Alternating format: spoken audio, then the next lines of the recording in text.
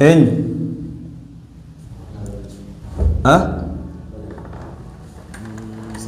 Waalaikum salaam. Akkam? Eeguma? Jirtu? Inteenyu? Akkam? Jirtu? Garamii deemtu?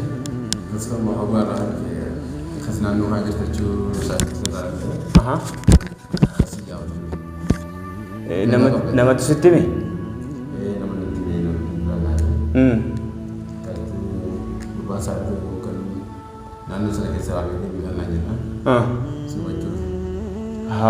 Ijoollee as keessaati immoo ijoollee biyya biraati? Ijoollee biyya biraati sitti himanii? As keessatti ati naannoo kana jiraatta? Naannoo kana jiraatu xiqqoo dhiiraa deemtee akka naannoo kana daa'imanii maqaan kaasa. Tole gaariidha. Tarii kan ijoolleen mucaa eeyyama qabu naan jedhaa turan sida?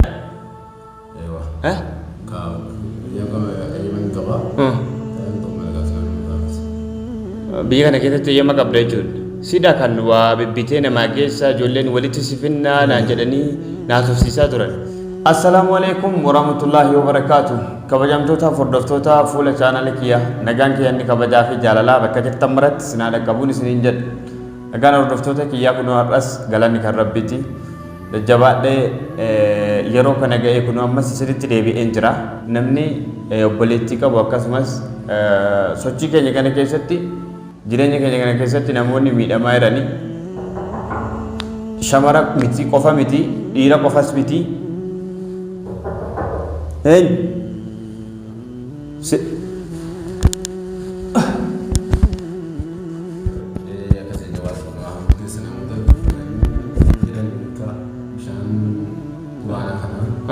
Bishaan quraana namoota gargaaraa turte jechuudha. Hayyee baga nagaan dhufte kanaa dhufu. Maqaan kee guutuunoo? Abdii. Tole inshallah egaan kabajamtootaaf hordoftoota kiyyaa kunoo mucaanan yeroo darbe viidiyoo keessatti tuttuqee isiniif sagaleessaa ture kunoo na bira dhaqqabeeti jira. Mucaan kun kan eeyyama qaba jedhanii namoonni yaada tokko tokko naa kennaa turan. Mucaa sanaa wal si barsiisnaa jedhanii biyyoota adda addaarraa naa barreessaa turanii naa bilbilaa turanii. As keessatti anillee akkuma nama argeettiin isinitti dubbataa ture. Mucaa eeyyama qabu tokko argadheen jira jedhee isinitti dubbataan ture.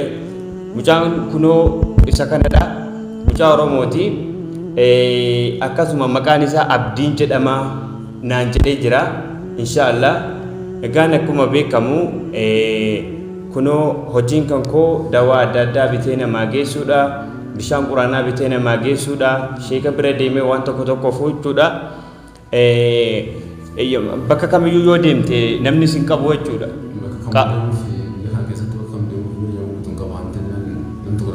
Eeyyama ni qabda.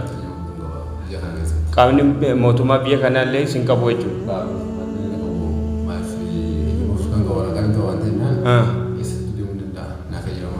Akkasii alhamdulillah. Galanni kan rabbiiti. Egaa kun akkuma argitan jechuudha.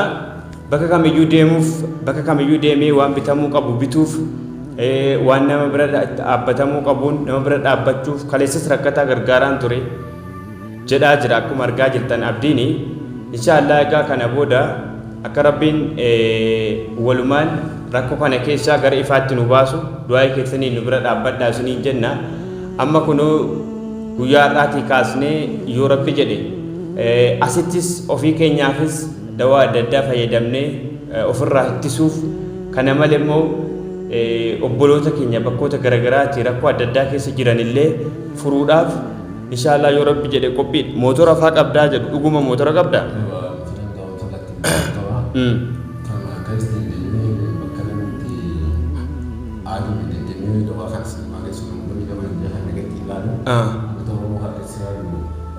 Rakkoo Oromoo hundumaayyuu ni furtaa jechuudha. maashaallah rabbi sirraa jaallatu inshaallah kan akkasiiti kunoo bakka kamiyyuu deemee wanta kamiyyuu hojjechuuf wanta kamiyyuu godhuufi kunoo eeyyama guutuun hin qabaayedha mootora mataa kiyyaan hin qaba jedha waan hojjetamuu qabu kamiyyuu hojjechuu hin danda'a jedhaa jira obboleessi keenya inshaallah gaayoo rabbi jedhee kana booda gara fuulduraatti maaltu akka ta'u walumaan ilaallaa yoo rabbi nu gargaaree immoo nu bira dhaabbatee jedhe tariitii haala kam keessattiyyuu tarii rakkoo kana keessa waliin darbuu dandeenya hin beekamu akka kanaan duraatti tarii kanaan dura yeroo hedduu namoota arabaallee jechuudha fakkeenyaaf yeroo gaara keessa jirru rakkoo hamaa sana keessa yeroo jirru akkaataatti dawaa argannu dhabnee rakkataa turre araba wajjin arabni akka nuti yaannutti haala nuti itti dubbannu nu dhagahanii nu fahamanii bakka nuti feenutti waa nuuf fidaan turre baay'ee nu rakkisaa ture jechuudha maallaqa jaraa kaffallee illee yerootti akka barbaadametti argataan turre jechuudha dawaa har'a ammoo garuu obboleessi keenya kan afaan keenya dubbatu kan dhiiga keenya ta'e ilmi Oromoo kun haala kanaan as keessatti eeyyaman qabaa wanta kamiyyuu simbira dhaabbachuu hin danda'a jedhee kunoo akkasitti dhufee amma mana kiyya ijoolleen erganii ennaan iyyaafadheen dhufe naan jedhaa jira karaa dheeraa deemeen dhufe naan jedhe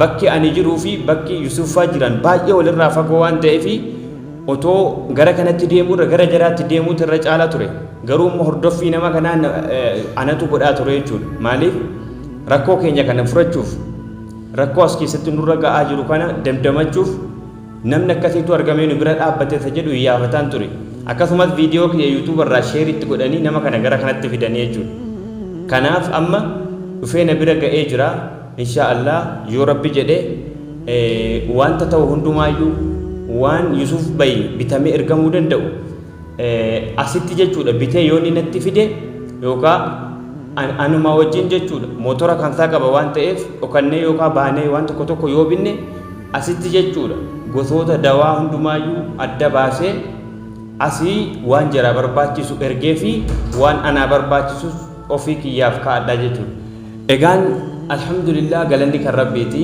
amma booda abdii waliin taanee inshaallah yoo rabbi jedhe ijoollee keenya achi keessatti rakkataa jiran Keeriyyaa faa Yusuffaa yoo rabbi jedhe as keessatti jedha ammas namoota ijoollee Oromootti roorrisan qaama mootummaallee bifa kamiin iyyuu gaaffii dhiyeessee fi akka jirri rakkoo Oromoo as keessatti furan gochuu nan danda'a jedha abdiin akkanatti dubbataa jirutti egaan inshaallah tarii haalli kun jijjiiramuudhumaaf jira akkan taa'ee yaadutti immoo fuuldurri keenya kun tarii waanuma nama gammachiisu natti fakkaata yoo rabbi jedhe abdiin kutannu osoo abdiin kutatiin as geenye ammas immoo abdiin kutannu yoo rabbi fayyaa keenya nuu kenne isheedhuma kanaan dura nu dhukkubaa turtee fi summii kanaan dura nutti goggodhamaa ture tokko tokkotu xiqqoo nu rakkisaa jira malee amma yeroo kanatti an akka kiyyatti homaan jedhu garuu ijoolleen keenya warra achi immoo miidhamaa jiru baay'ee jara sanaaf immoo dawaa barbaachisu binnee akka erginuuf nu bira dhaabbadhaa nu gargaaraa isiniin jenna asumaan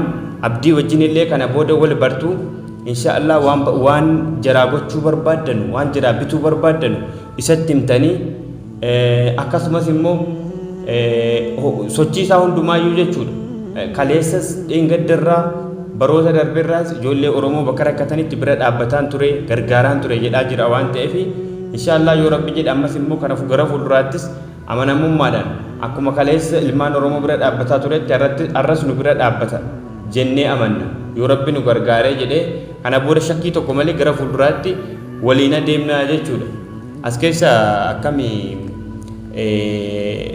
hiriyoota eessa faadaa qabdame akka magaalaa kanaatti hedduun qabaa uummata rabaallee ta'anis Oromoos hedduun eegaa kanaan namoonni beeku baay'ee jira wanta namni gara sanaatti mee qaama mootummaarraa faa mee qaama mootummaarraa namoota itti wal beektuun qabda qaama mootummaas namoonni wal beeku jiranii qaama mootummaarraa akkasuma dhiibbaa as keessatti ijoollee Oromoo irratti deemaa jiru kana qaama mootummaatiin akka geenyuuf yookaan xalayaa jara barreessinee akka jarri nuuf hubataniif wantoota akkasii gochuu ni dandeessa. Bareechinni akka jabaatu qaamaan deemee rakkee hubachiisee jara wajjin haasoftee bakka rakkoon itti ijoollee Oromoo irra ga'u.